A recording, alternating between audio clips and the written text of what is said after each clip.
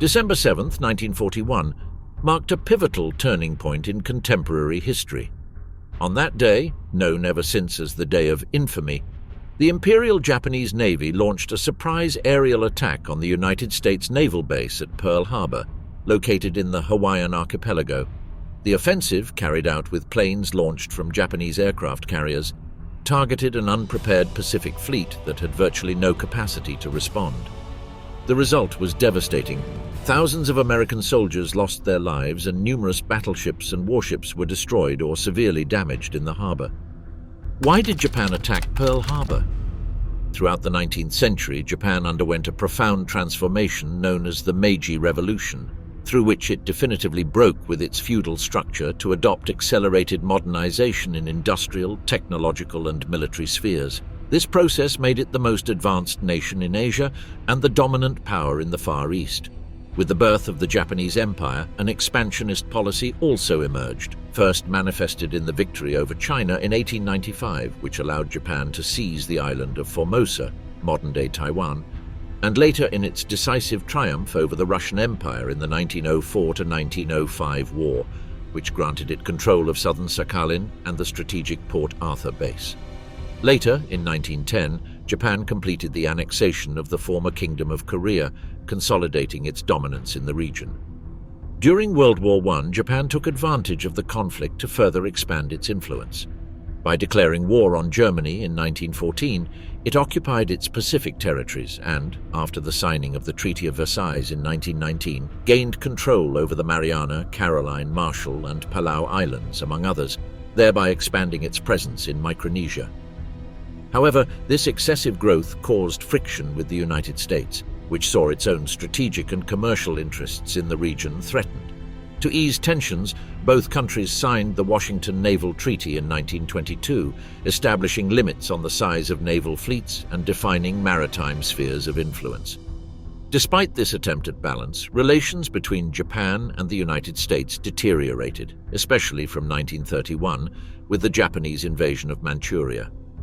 During the period known as the Showa era, under Emperor Hirohito's government, Japan adopted an increasingly aggressive policy. The definitive breaking point was the Second Sino-Japanese War, which began in 1937, when Japanese forces occupied vast regions of territory controlled by the nationalist government of Chiang Kai-shek, a key U.S. ally in Asia. This Japanese advance into China intensified rivalry with Washington and fueled the conflict that would lead to the Pacific War.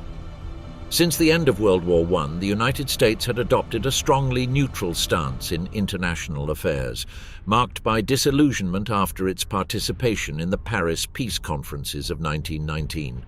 In those negotiations, the U.S. delegation, led by President Woodrow Wilson, was deeply frustrated by the unequal distribution of benefits among the victorious countries, which imposed harsh conditions on the defeated. This climate fueled Washington's fear that resentment sown in Europe could lead to new wars. In response, the U.S. government pursued a policy of total isolation, avoiding involvement in external conflicts, especially European affairs. The U.S.'s international withdrawal was further reinforced by the financial collapse of 1929 and the devastating Great Depression that followed. With the rise to power of Democrat Franklin Delano Roosevelt, the focus shifted entirely to domestic recovery, leaving aside the growing international tensions of the 1930s. Even when World War II broke out in 1939 with Germany's invasion of Poland, the US government declared its neutrality without engaging in the war between the Third Reich, the United Kingdom, and France. The fall of Paris in 1940 caused concern in the White House, but both public opinion and Congress remained firmly opposed to any intervention, supported by the provisions of the Neutrality Act. However, Roosevelt managed to partially circumvent this limitation through legal mechanisms such as the Lend-Lease Act, which allowed sending weapons and supplies to the United Kingdom, and through the agreement by which 49 obsolete destroyers were delivered to the British Navy in exchange for military bases. Although the United States was not directly involved, it was beginning to tip the balance. The situation changed drastically in the last quarter of 1940. First, the Vichy regime, a collaborationist ally of Nazi Germany, allowed the Japanese army to establish itself in the Indochina region, specifically in Vietnam and Tonkin, threatening to open a new front in southern China. But the decisive factor was the signing of the Tripartite Pact between Japan, Germany, and Italy. This alliance formalized the creation of the Axis, a military coalition that not only consolidated three aggressive powers with expansionist ambitions, but also positioned the Japanese Empire as a strategic actor in the Pacific region in open competition with US interests. The apparent remoteness of the conflict began to fade. The formation of the Axis between Japan, Germany, and Italy did not reduce tensions with the United States. On the contrary, it intensified the concern of Franklin Delano Roosevelt's administration. The president watched with alarm as the forces of the Third Reich and Fascist Italy advanced successfully in North Africa and the Balkans, expanding their territorial control. This growth of Axis power generated fear among many American citizens that both the Atlantic and the Pacific would cease to be safe barriers, perceiving a direct threat on both maritime fronts. This new global scenario prompted Congress to approve exceptional measures to strengthen national defense. The Selective Service Bill was enacted, instituting for the first time peacetime conscription, and a massive budget of $17 billion was approved to reinforce and modernize the armed forces. Although these decisions generated some opposition, interpreted as a gradual abandonment of the principle of neutrality, a large part of public opinion supported the government's foreign policy as long as it remained focused on providing aid to the United Kingdom without becoming directly involved in the conflict. The only visible opposition came from specific sectors, such as descendants of German immigrants linked to the German-American Bund, Italian-American and Irish groups, or members of the America First Committee who continued to advocate strict non-intervention. However, among the majority of the population, the news that the United States would expand its sphere of influence in the Northern Hemisphere through strategic control of Greenland was well received, a measure that symbolized an active defense of the continent without openly declaring war. During this period, diplomatic and strategic ties between the United States and the Chinese nationalist government strengthened significantly. Franklin Delano Roosevelt's administration signed a series of agreements with Chiang Kai-shek that included direct financial assistance to the Chongqing administration, shipment of weapons and equipment for Chinese troops, and even the provision of American pilots and aircraft operating under the Chinese Air Force as part of the famed Flying Tigers Group. This cooperation intensified tensions with Japan, still engaged in its prolonged military campaign in Chinese territory. Anticipating a possible confrontation with the United States, Japanese Foreign Minister Yosuke Matsuoka, following the directives of Prime Minister Fumimaro Konoe, signed a non-aggression pact with the Soviet Union in April 1941, alongside Joseph Stalin in Moscow. Despite this attempt to secure the Northern Front, Tokyo's plans were shaken when, on June 22, 1941, Germany launched Operation Barbarossa, invading its former Soviet ally. This action sparked an internal debate among Japanese military factions. While one faction advocated a coordinated attack with Berlin against the USSR, another favored a push into Southeast Asia, focusing on the weak defenses of British and Dutch colonies. At the same time, in Washington, the initial defeats of the Red Army caused concern in Congress. The possibility of allying with a communist and authoritarian regime like the Soviet Union was unpopular, something reflected when, by a single vote, 203 to 202, the House of Representatives avoided blocking essential military measures for national defense. On July 22, 1941, Japan made a key strategic decision by occupying the entirety of French Indochina. This expansion, facilitated by the collaboration of the Vichy regime led by Marshal Philippe Pétain, who, under pressure from Hitler, authorized the cession of Cochinchina, allowed Tokyo to establish a naval base in Saigon and deploy over 200,000 soldiers in a threatening position toward British and Dutch possessions in Southeast Asia. Washington's reaction was immediate. On July 23, Under-Secretary of State Sumner Welles informed Japanese Ambassador Nomura of the suspension of all trade agreements between the two nations. The following days marked an unprecedented hardening. On July 25, the United States and the Philippine government proceeded to freeze Japanese assets in their banks and blocked all their property. This decision was subsequently followed by Canada, New Zealand, and the United Kingdom on July 26, and the Netherlands on July 28. However, The most lethal blow came on August 1st, when Washington, London, and Amsterdam imposed a joint embargo on oil and vital raw materials. This disruption of energy supplies placed the Japanese Empire in a critical situation. Not only did it threaten to paralyze its economy, but it also risked collapsing military operations still actively underway in China. International pressure had pushed Japan toward a dangerous crossroads. The sanctions imposed by the Western powers on oil supplies plunged the Japanese government into a state of deep concern. At that time, Japan had barely 65 hectoliters of crude oil in its reserves, which seriously limited its ability to maintain military operations in Chinese territory. It was estimated that the country could only withstand between 12 and 18 months under these conditions, and much less if it faced a direct conflict with the Allies, which would drastically reduce that time frame. In this critical scenario, Ambassador Kichisaburo Nomura was received in the Oval Office by President Franklin Delano Roosevelt, who informed him that the United States would only consider restoring oil shipments if Japan publicly renounced its alliance with Berlin and withdrew its troops from both French Indochina and China. Such demands were unacceptable to Tokyo, leading Japanese diplomats to present a counter-proposal: gradually evacuate Indochinese territory and partially reduce their presence in China, in exchange for Washington acting as a mediator between Japan and Chiang Kai-shek's nationalist government. However, the Americans rejected this initiative. This refusal generated doubts within the Imperial Conference, which Emperor Hirohito himself attended on September 6th. The growing diplomatic tension led to the resignation of Prime Minister Fumimaro Konoe on the 16th of the same month, a key politician in shaping the Axis. The following day, he was replaced by General Hideki Tojo, a hardline military figure, in favor of an immediate war solution. Hideki Tojo assumed leadership with broad powers. In addition to being Prime Minister, he retained the position of Minister of War, giving him almost absolute control over the political and military apparatus.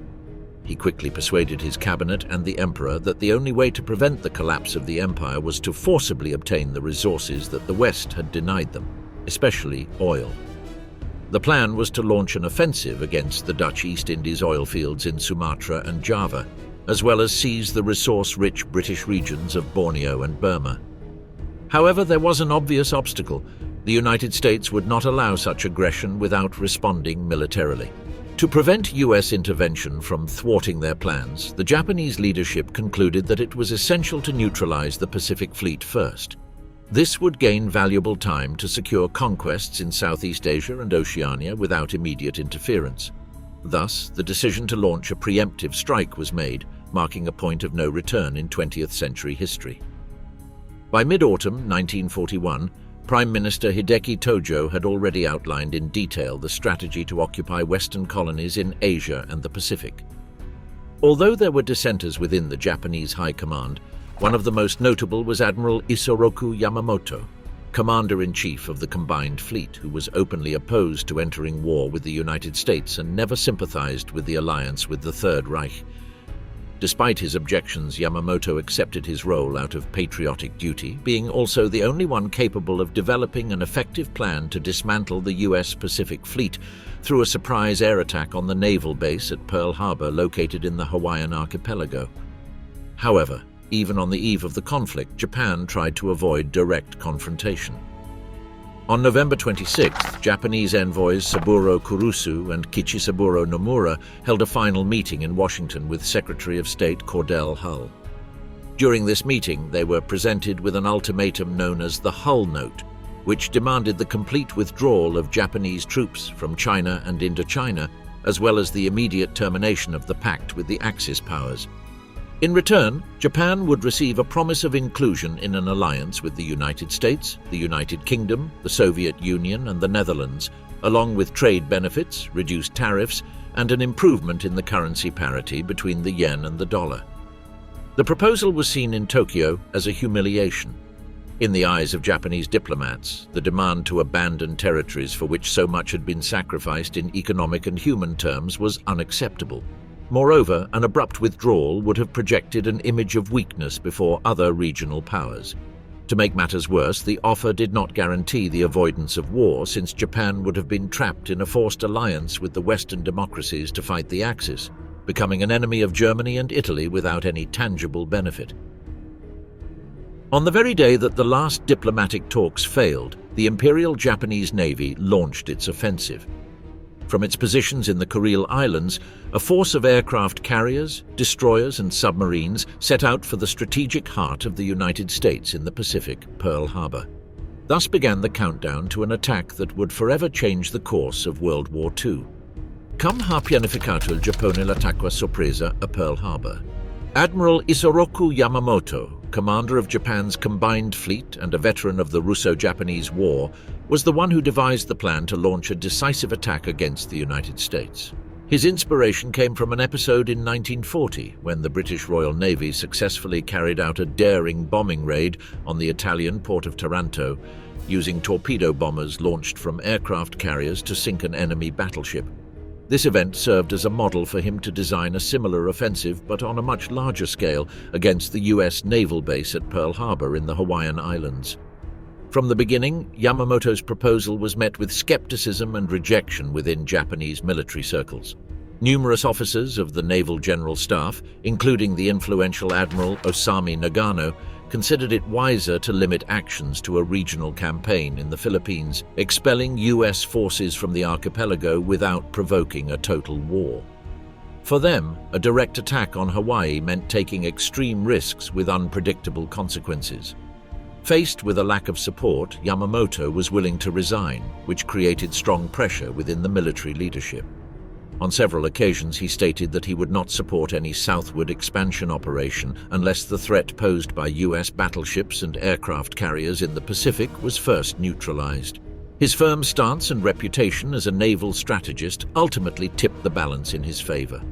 Finally, after intense deliberations, Japanese military authorities agreed to his proposal. Yamamoto received approval to execute his bold maneuver. A surprise air attack on Pearl Harbor, aimed at paralyzing the Pacific Fleet and granting the Empire of the Rising Sun the strategic advantage needed to begin its expansion into Southeast Asia without immediate interference from the United States. When Admiral Isoroku Yamamoto formed the team tasked with planning the attack on Pearl Harbor, he gathered key figures from the Imperial Japanese Navy to carry out the ambitious operation. Vice Admiral Chuichi Naguma was appointed commander of the attack fleet. Rear Admiral Ryunosuke Kusaka acted as strategic supervisor. Officer Minoru Genda was named Chief of Tactical Planning, and Commander Mitsuo Fuchida took command of the air squadrons. All agreed that the mission was extremely complex but feasible, provided it was executed with millimeter precision and no detail was left to chance. During the preparation phase, the Japanese General Staff conducted strategic simulations at the Imperial Naval College in Tokyo to assess the possible outcomes of the attack. The first exercise was a complete failure. US forces detected the Japanese fleet in time and managed to sink 2 of its aircraft carriers. Alarmed by this outcome, a second wargame was organized with adjustments to the route and approach tactics.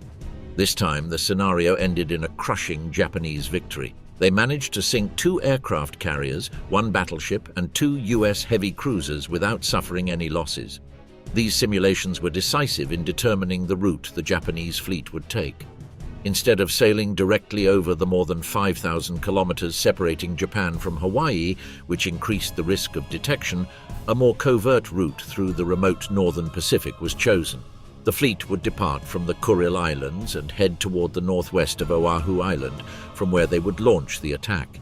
This maneuver would allow them to maintain the element of surprise, crucial for the success of the operation, taking advantage of weather conditions and reduced naval surveillance in that part of the ocean.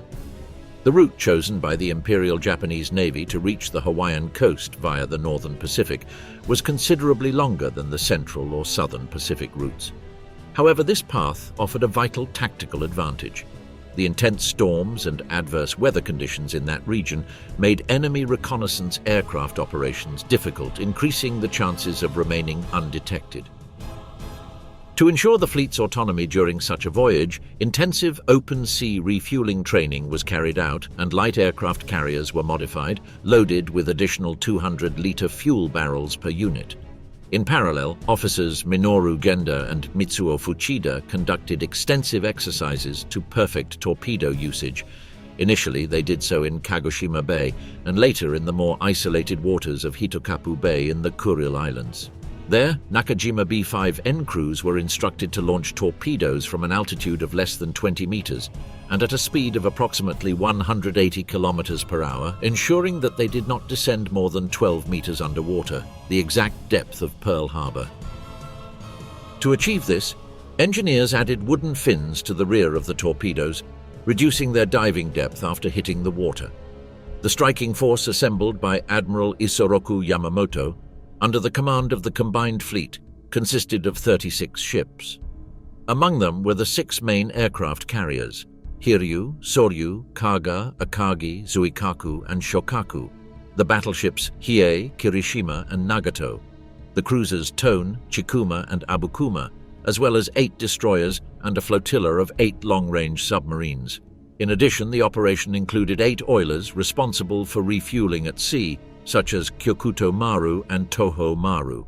Aboard this powerful fleet were 423 combat aircraft ready for the offensive. The air contingent included 80 Mitsubishi Zero fighters, 143 Nakajima B-5N torpedo bombers, 128 Aichi Val dive bombers, as well as 72 reserve aircraft of the 3 previous models, ready to intervene if the first wave needed reinforcement. This carefully trained and equipped air force was tasked with executing the initial strike that would change the course of the global conflict. On November 10, 1941, several warships of the Imperial Japanese Navy discreetly sailed from the ports of Kure and Hiroshima. Over the following 2 weeks, these naval units gradually gathered in the Kuril Islands archipelago until finally concentrating in the quiet Hitokapu Bay on the island of Etorofu on November 22nd. There they remained anchored in complete secrecy. 4 days later, on November 26th at 6 o'clock in the morning, immediately after the collapse of diplomatic negotiations in Washington with the delivery of the so-called Hull Note, Yamamoto received the coded order from Tokyo, Niitaka Yama Nobore, meaning climb Mount Niitaka. That message activated the operation, and the fleet immediately departed for the US coast. The chosen route was a 13-day journey across the icy and remote North Pacific. The vessels advanced in formation along the latitude of the 43rd parallel, maintaining a steady speed of 13 knots and benefiting from a sky covered with dense clouds that concealed their movements. To ensure absolute secrecy, all radio transmissions were suspended, and the telegraph operators were left ashore, from where they continued to send false signals to make the enemy believe that the squadron was still in Japan. On December 3rd, the fleet crossed the international dateline, and the following day it refueled in open sea, a key operation before changing course southeast and accelerating to 25 knots. While the support ships and the battleship Nagato, Yamamoto's flagship, lagged behind, the main force of the offensive advanced under the command of Vice Admiral Chuichi Nagumo. His group was composed of the 6 aircraft carriers assigned to launch the attack, each with its respective combat squadrons. These air units, carefully trained, were under the tactical coordination of Minoru Genda and the direct command of Captain Mitsuo Fuchida, who during the final phase of the journey finally revealed to the pilots the true objective of the mission: to destroy the naval base at Pearl Harbor. The news was received with euphoria by the Japanese aviators. The confirmation of their role in a surprise attack against the main enemy fleet in the Pacific was regarded as an honor. Amid the flight deck and combat preparations, the ritual battle cries echoed, "Banzai! Banzai! Banzai!" a display of the fervor with which they launched into an operation that would change the history of the global conflict. At 9 o'clock on the evening of December 6, 1941, the powerful combined fleet of Japan changed course southward, positioning discreetly north of the Hawaiian archipelago. The maneuver was carried out in complete secrecy, undetected by any radar or reconnaissance patrol thanks to the prevailing darkness and a thick layer of clouds above 2,000 meters, serving as a natural shield. Meanwhile, on solid ground, the residents of Oahu were living another night, completely unaware of the imminent danger approaching. That Saturday night, the atmosphere in Honolulu was relaxed and festive. Far from the roar of battlefields ravaging Europe and unaware that the German army was facing the Soviets on the outskirts of Moscow, the American citizens in Hawaii dedicated themselves to leisure. Crowded bars, lively dance halls, and quiet streets reflected a community immersed in the weekend routine. Neither the soldiers stationed at military bases nor the civilian population imagined that they were only hours away from becoming protagonists of an event that would shake the entire world. The sky, until then a silent witness to peaceful days, would soon be filled with fire and destruction. The heart of the Pacific was about to become the epicenter of a new stage in the global war. Thus, while the Japanese carriers prepared their decks for the launch of the attack squadrons, carefree calm prevailed in Oahu. There were no sirens, no alarms, no sense of threat. The United States planned to confront the Axis threat. The Pearl Harbor Naval Base was located south of the island of Oahu, near the capital city of Honolulu and adjacent to the town of Pearl City. This area, turned into a strategic military point, used a natural lagoon as a shelter for the fleet, at the center of which was Ford Island, connected by a long curved channel that ran alongside the shipyards and fuel tanks of the Farm Tank Company, and which ultimately flowed into the Pacific Ocean through Mammola Bay. However, naval forces were not the only ones present in the archipelago. There were also United States Army facilities, Marine Corps units, members of the Hawaii Territorial Guard, and Air Force bases which had 6 strategically distributed airfields: Wheeler, Hickam, Bellow, Halewa, Ewa, and the Kaneho Seaplane Base. Admiral Husband E. Kimmel, in command of the Pacific Fleet, CYNCPAC, was responsible for the security of Pearl Harbor against a potential Japanese attack. But he failed to anticipate the imminent, just like General Walter Short, responsible for the land defense of Oahu, and their superiors in Washington or at the Navy Department. Although naval intelligence managed to intercept and decipher several coded enemy communications, there was no consensus on whether a possible attack would occur in Hawaii, the Philippines, the Panama Canal, or another point in the Pacific. Even when it became known that the Japanese fleet had left its ports, no decisive defensive measures were activated. On December 3rd, there was no reaction even after learning about a secret meeting in Europe between Japanese, German, and Italian officers. And by December 6th, the day before the attack, the base still lacked anti-torpedo nets. The installed radars were malfunctioning, the nearly 160,000 Japanese residents of Oahu were not being monitored, and planes had been parked side by side on the airfields, facilitating their mass destruction in the event of a bombing. Ironically, the only U.S. advantage was circumstantial. The aircraft carriers USS Enterprise, USS Lexington, and USS Saratoga, priority targets for the Japanese, were not at the base that day but sailing in the Pacific. The United States Pacific Fleet at Pearl Harbor consisted of 80 ships, including 9 battleships, 8 cruisers, 32 destroyers, and 11 minesweepers. There were also 3 submarines, 4 seaplane tenders, 1 gunboat, 2 oilers, 4 auxiliary ships, 3 repair ships, and 5 barges. In addition to the ships deployed by the Pacific Fleet, the United States forces had a ground contingent of 43,000 personnel, including both sailors and soldiers. Most belonged to the 24th and 25th Infantry Divisions known as Taro and Tropic Lightning, part of the United States Army. Regarding anti-aircraft defenses, there were 1,107 pieces available, including 16 76mm guns distributed across 12 batteries. Additionally, there were 26 coastal artillery pieces of various calibers, 4 406mm guns, 2 305mm, 8 203mm, and 12 155mm guns. The air component was equally prepared, with a total of 390 aircraft of different operational models. These included Curtiss P-40 Warhawk and Bell P-39 Airacobra fighters, Boeing B-17 Flying Fortress heavy bombers, Vought SB-2U Vindicator torpedo planes, Douglas C-47 Dakota transports, and consolidated PBY Catalina amphibious patrol planes. This combined land, sea, and air force reflected the military weight of the United States in the Pacific on the eve of the Japanese attack. The attack on Pearl Harbor, about 275 nautical miles from Oahu, at the coordinate 261 degrees north latitude and 158 degrees west longitude, the ships of the Japanese combined fleet anchored near the Hawaiian archipelago on the transition between December 6th and 7th, 1941. During the early morning, the Japanese pilots, already awake, said their final prayers before small altars dedicated to their protective deities and placed the traditional hachimaki headband, decorated with the radiant sun, on their foreheads. On the mast of the aircraft carrier Akagi, a historic flag was hoisted, the same banner that had flown during Admiral Heihachi Togo's victory over the Russian fleet on May 21, 1905, in the famous Battle of Tsushima. After this ceremonial moment, the aviators gathered on deck, sharing sips of sake before heading to their aircraft. Once aboard, they settled into their cockpits, started the engines and prepared for takeoff.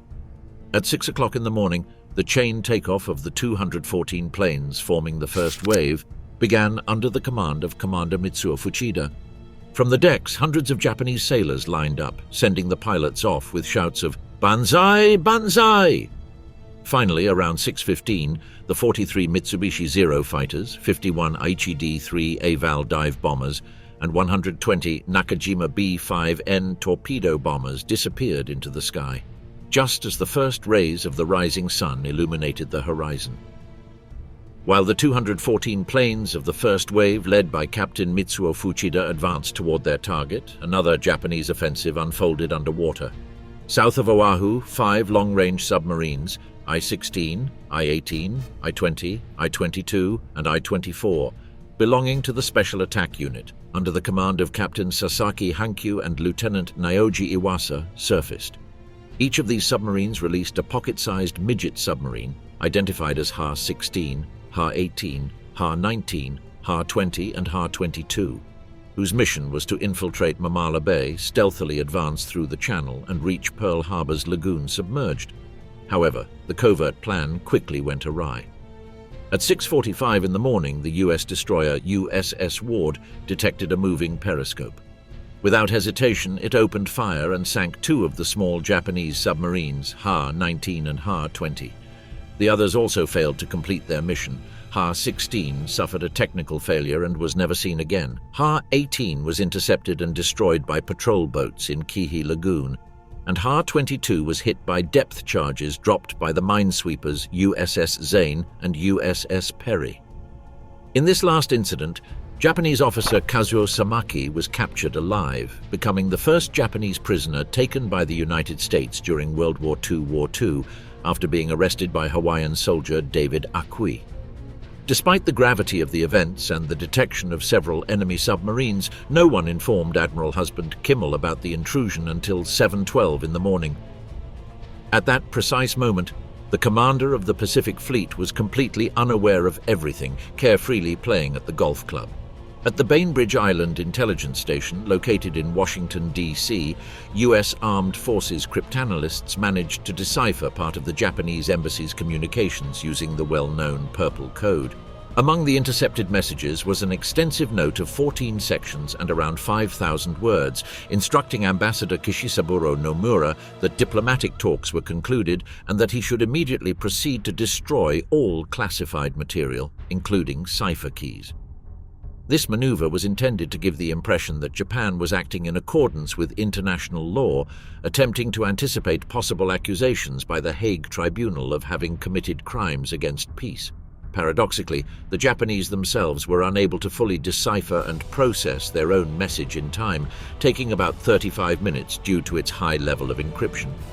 In contrast, the Americans not only deciphered it first, but had already translated it by 7:30 in the morning at Pearl Harbor, 1 p.m. on the East Coast, which allowed Admiral Harold Stark, who was at the Department of the Navy at the time, to be notified.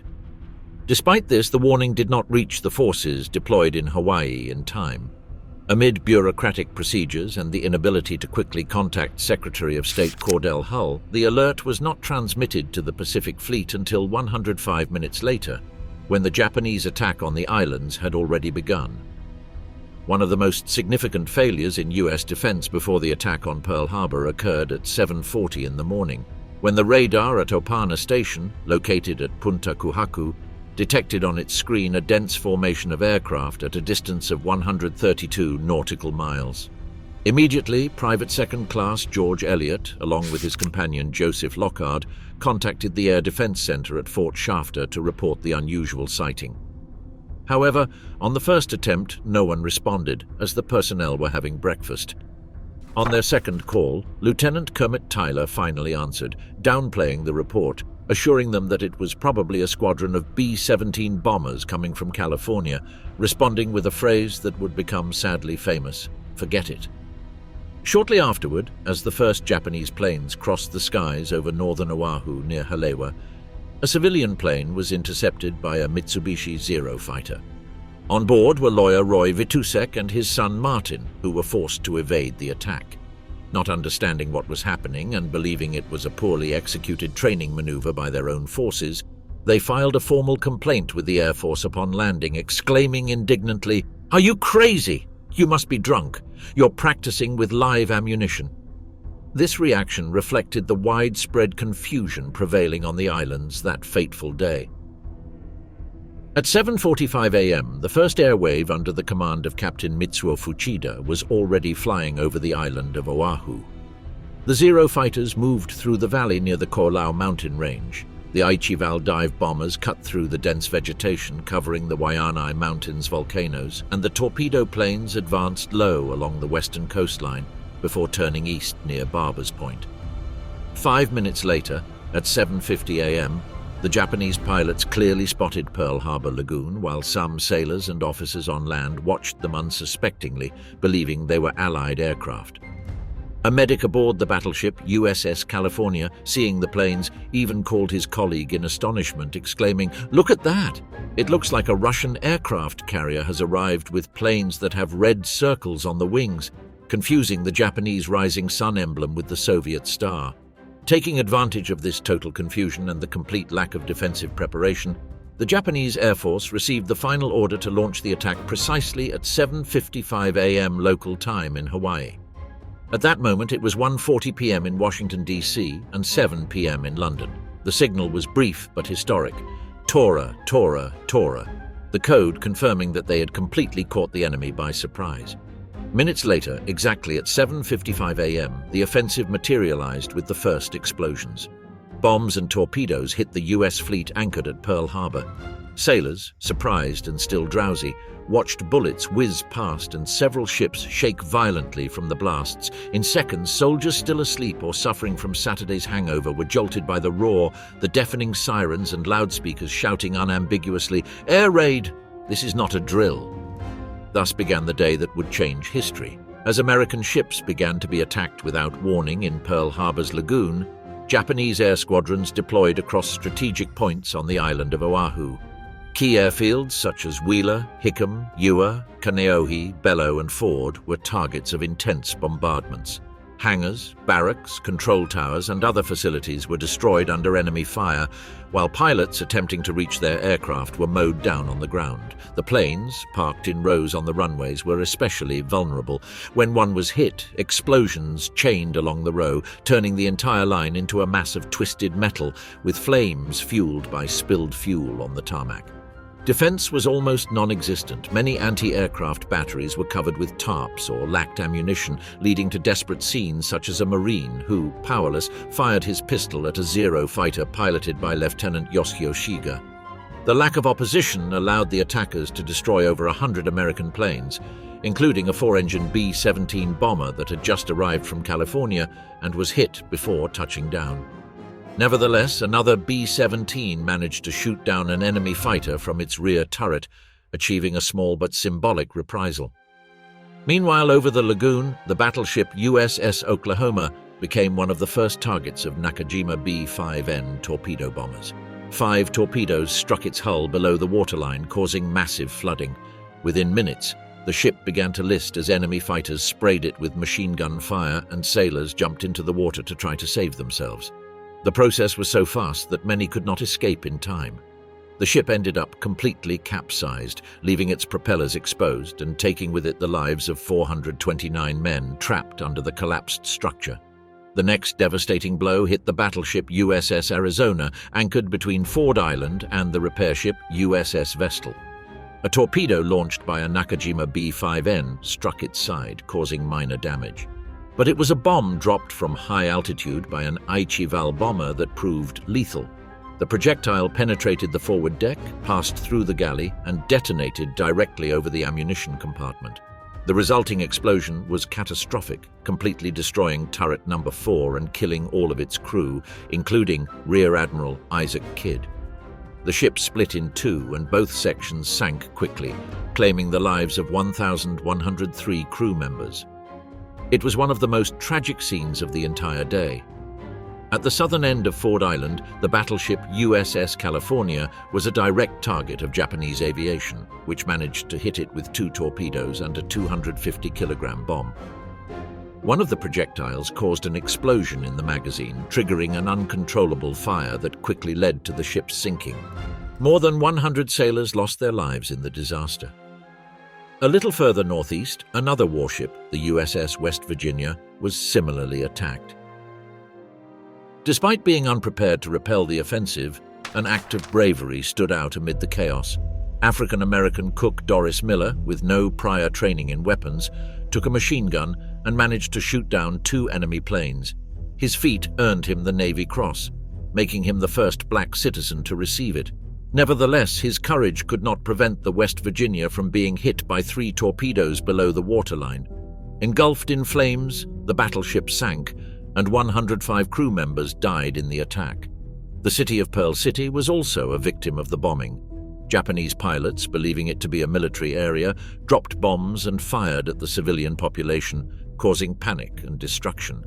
This was compounded by tragic mistakes by the U.S. anti-aircraft defenses, which, while attempting to repel the invaders, accidentally fired on civilian homes and even the capital, Honolulu.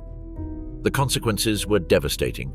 Dozens of houses collapsed, buildings damaged, and 68 civilians killed.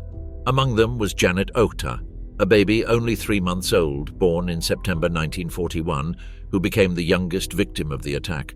Amid this disaster, Admiral Husband Kimmel, who had just left the golf club, experienced an unusual incident. He was hit in the chest by a rebounding grenade fragment, although fortunately the impact did not cause him any injuries. His survival, almost miraculous, contrasted with the scale of the disaster unfolding around him. After flying over Pearl City, 6 Nakajima B-5N torpedo bombers headed toward the northern sector of Pearl Harbor's lagoon, focusing their attack on other major U.S. warships. One of their first targets was the battleship USS Utah, which received 2 direct hits to its keel that caused it to capsize and sink, claiming the lives of 52 crew members.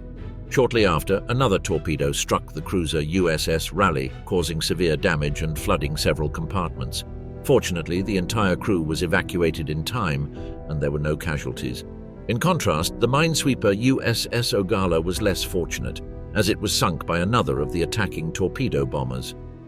After completing this second assault, the first Japanese wave withdrew from Oahu at 8:25 in the morning. From his plane, Captain Mitsuo Fuchida enthusiastically reported to Admiral Isoroku Yamamoto, "Mission accomplished." Meanwhile, in the U.S. capital, the message intercepted by the Purple Code decipherers, coming from the Japanese embassy, was delivered to President Franklin D. Roosevelt at the White House. Shortly afterward, Japanese diplomats Saburo Kurusu and Kichisaburo Nomura went to the office of Secretary of State Cordell Hull to formally deliver the declaration of war. However, Hull had already been aware of what was happening in Hawaii for almost an hour and, furious at what he considered a disloyal maneuver, responded sharply, "In my 50 years of public service, I have never read a document so full of falsehoods, slanders, and lies." At 8:54 that same morning, the second wave of the Japanese attack on Pearl Harbor appeared. Consisting of 170 aircraft under the command of Officer Shigekazu Shimakaze. The group was composed of 36 Zero fighters, 54 Nakajima B-5N torpedo bombers, and 80 Aichival dive bombers. The first vessel to suffer the consequences was the USS Tennessee, which had already been affected by the fire caused by the explosion of the USS West Virginia. A bomb pierced its 130mm armor, destroying one of its main turrets and rendering the battleship inoperable. Next, a powerful detonation in the ammunition magazine caused the destroyer USS Shore to explode, while the USS Cassine, which was in dry dock, was completely destroyed along with the USS Downs, both consumed by fire. The repair ship USS Vestal near the USS Arizona also ended up sinking after being hit by nearby flames and explosions. Finally, the seaplane carrier USS Curtis was abandoned by its crew and sank, leaving 19 dead on board. Not all ships of the US Pacific Fleet were sunk during the Japanese air attack on Pearl Harbor, although many of those that remained afloat suffered such severe damage that they were out of service for long periods. Such was the case of the battleship USS Pennsylvania, which was in dry dock when a bomb struck it, causing the death of 18 crew members and considerable structural damage. The USS Maryland experienced a similar situation, being hit by 2 shells, resulting in 4 casualties and significant damage. The cruiser USS Helena was also struck by a torpedo launched from a Nakajima B-5N, causing severe flooding in its boilers and 20 deaths, while the cruiser USS Honolulu suffered lesser damage but was still rendered combat ineffective. Unexpectedly, some Air Force planes managed to take off during the second Japanese wave. However, most of these attempts ended in tragedy. Pilots such as Hans Christiansen, George Whiteman, Gordon Sterling, and John Danes were killed in combat after being shot down. Only Samuel Bishop survived, although he did not manage to shoot down any enemy aircraft. A similar situation befell the pilots of 18 dauntless SBD Douglas dive bombers returning from Wake Island aboard the USS Enterprise. 5 of these aircraft were destroyed in flight or while attempting to land. Despite everything, there were notable episodes of aerial bravery. 2 aviators, Philip Rasmussen and Harry Brown, flying old P-36 Hawk fighters, managed to shoot down a Zero fighter and a Nakajima B-5N torpedo bomber, respectively.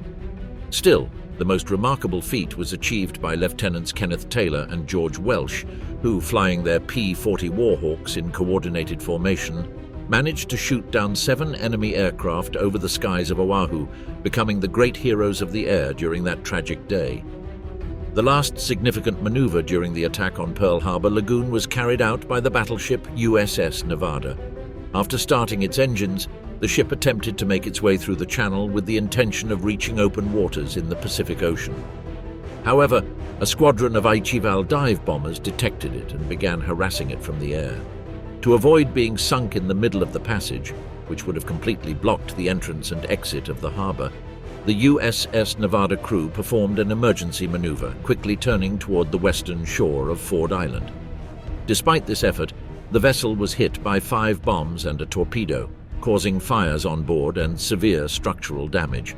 The fire spread rapidly, and facing the danger of a larger explosion, the order to evacuate was given. Many sailors jumped into the water in a desperate attempt to save themselves.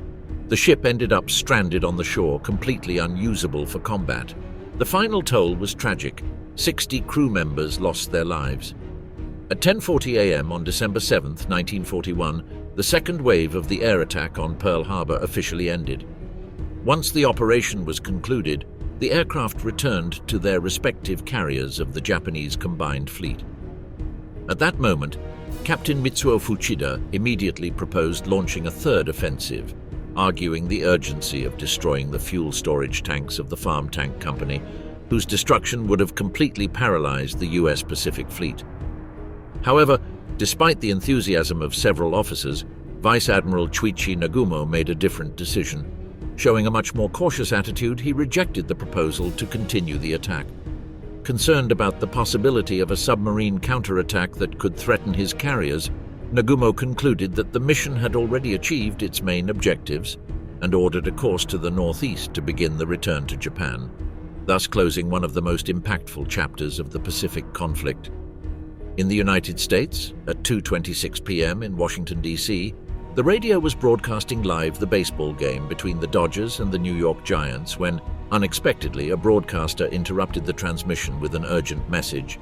"Excuse me, friends. I just received information that the Japanese are bombing Pearl Harbor. I have no further details. It is only known that they are attacking our ships. I sincerely hope this is not true."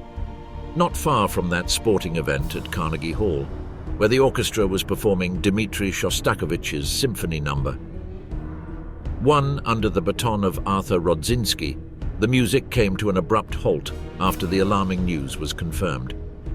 Japan has launched an attack on Pearl Harbor.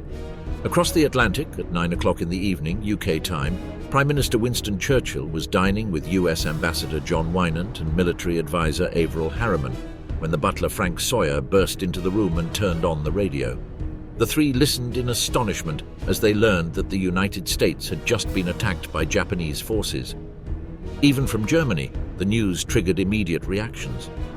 Nazi Foreign Minister Joachim von Ribbentrop enthusiastically called Rome to wake his Italian counterpart, Galeazzo Ciano, and joyfully inform him that the US Pacific Fleet had been virtually destroyed. The entire world began to realize that the war had reached a new and dangerous level. The day after the attack on Pearl Harbor, an event that would go down in history as a day of infamy, on December 8, 1941, President Franklin Delano Roosevelt solemnly addressed the United States Congress to formally request a declaration of war against the Empire of Japan. In his speech, he said, "Yesterday, December 7, 1941, the United States of America was suddenly and deliberately attacked by the air and naval forces of the Empire of Japan. It is clear that the preparation for this offensive began weeks ago. Throughout that period, the Japanese government consciously attempted to deceive us through false promises and declarations of peace. The attack on the Hawaiian Islands has caused enormous damage to our military forces. With deep regret, I must report that more than 2,000 American citizens have lost their lives. While overcoming this planned aggression will be a great challenge, the American people, employing all their strength and determination, will ultimately achieve complete victory. For this reason, and in the face of this unprovoked and vile aggression, I ask Congress to formally declare a state of war." The United States entered World War II after suffering a devastating military blow, with a significant portion of its Pacific Fleet destroyed. By pure coincidence, the three main aircraft carriers, USS Enterprise, USS Lexington, and USS Saratoga, were not at Pearl Harbor during the attack and managed to avoid disaster. Key fuel supply facilities and the submarine base were also spared because Vice Admiral Chuichi Nagumo decided not to carry out a third wave of attacks. Nevertheless, the toll was disastrous. Most battleships were destroyed or rendered inoperable, over half of the aviation wiped out, numerous smaller vessels damaged or sunk, and the damage to infrastructure combined with heavy human casualties left US forces in a critical situation. The immediate result was the rapid rise of the Imperial Japanese Navy as the dominant power in the Pacific. With its main rivals weakened, Japan found the path clear to expand freely across vast regions of Southeast Asia and Oceania, consolidating its regional hegemony during the early months of the conflict. During the attack on Pearl Harbor, the United States suffered a total of 3,650 casualties, of which 2,403 were confirmed deaths. Among the deceased were 2,335 members of the armed forces, including 2,008 sailors, 218 Army soldiers, and 109 Marines, and 68 civilians. Additionally, 1,247 people were injured. In terms of naval losses, 11 vessels were completely sunk or destroyed. These included 6 battleships: USS Arizona, USS Oklahoma, USS California, USS West Virginia, USS Nevada, and USS Utah, the cruiser USS Raleigh, the destroyers USS Shore, USS Cassin, and USS Downs, the minesweeper USS Ogalla, and the repair ship USS Vestal. Another 7 units were severely damaged, including 3 battleships, USS Tennessee, USS Maryland, and USS Pennsylvania, 3 cruisers, USS Raleigh, USS Helena, and USS Honolulu, and the seaplane carrier USS Curtis. Aviation losses were equally severe. A total of 191 aircraft were completely destroyed, 188 military and 3 civilian, while another 159 were damaged and out of service. For the Empire of Japan, losses were significantly lower, though not non-existent. A total of 29 aircraft were destroyed, 9 fighters, 15 dive bombers, and 5 torpedo bombers. Additionally, the 5 deployed mini-submarines were sunk. Regarding human casualties, Japan lost 65 men, including 55 aviators and 9 submariners, and recorded a single prisoner captured by US forces.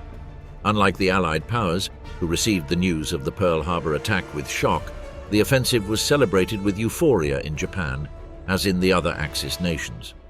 4 days later, on December 11, 1941, Chancellor Adolf Hitler appeared before a jubilant audience at the Reichstag in Berlin to announce that Germany was linking its destiny to that of the Empire of the Rising Sun, formally declaring war on the United States. In Italy, Benito Mussolini gathered his blackshirts in Piazza Venezia, also proclaiming the beginning of hostilities against North America, while the crowd cheered, shouting, "Duce, Duce." However, not everyone shared this enthusiasm. Admiral Isoroku Yamamoto, architect of the Hawaii attack and a profound observer of US economic and industrial power after having lived there, reacted with concern.